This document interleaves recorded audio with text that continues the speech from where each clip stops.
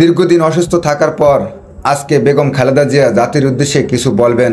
তাকে সকলে দোয়া করবেন, কারণ তিনি এখনও অসুস্থ, ঠিক মতন কথা বলতে পারে না। কারণ এই স্বৈরাচারী সরকার তাকে কারামুক্ত করে রেখেছিল। সকলে কথাগুলো শুনুন মন দিয়ে, এবং ভালো লাগলে অবশ্যই শেয়ার করে দেবেন। বিসমিল্লাহির রহমানির রহিম। আসসালামু আলাইকুম। দীর্ঘদিন অসুস্থ থাকার পর আপনাদের সামনে কথা বলতে পারার জন্য আল্লাহর কাছে শুকরিয়া আদায় করছি।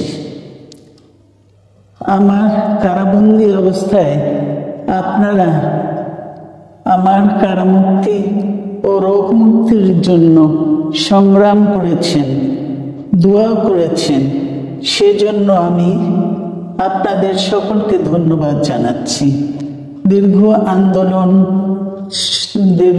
আন্দোলন সংগ্রাম ও ত্যাগের মধ্য দিয়ে আমরা ফ্যাসিবাদী অবৈধ সরকারের কাছ থেকে মুক্তি পেয়েছি। আমি আন্তরিক ধন্যবাদ জানাতে চাই আমাদের বীর সন্তানদের, যারা মরণপণ সংগ্রাম করে এই অসম্ভবকে সম্ভব করেছে। শত শত শহীদদের জানাই শ্রদ্ধা। এই বিজয় আমাদের নতুন সম্ভাবনা নিয়ে এসেছে। দীর্ঘদিনের নজিরবিহীন দুর্নীতি, গণতন্ত্রের ধ্বংসের স্তূপের মধ্য থেকে আমাদের নির্মাণ করতে হবে এক সমৃদ্ধ বাংলাদেশ। ছাত্র তরুণরাই আমাদের ভবিষ্যৎ।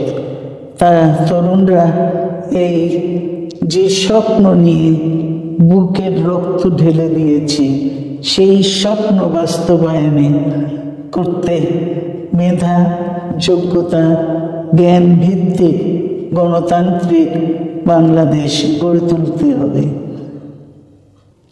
শোষণহীন সমৃদ্ধ বাংলাদেশ। সকল ধর্মের গোত্রের অধিকার নিশ্চিত করতে হবে। শান্তি, প্রগতি আর সাম্যের ভিত্তিতে আধুনিক বাংলাদেশ নির্মাণে আসুন আমরা তরুণদের হাত শক্তিশালী করি। ধ্বংস নয়, প্রতিশোধ নয়, প্রতিহিংসা নয়, ভালোবাসা, শান্তি ও জ্ঞান ভিত্তিক সমাজ গড়ে তুলি। আল্লাহ হাফেজ। বাংলাদেশ জিন্দাবাদ।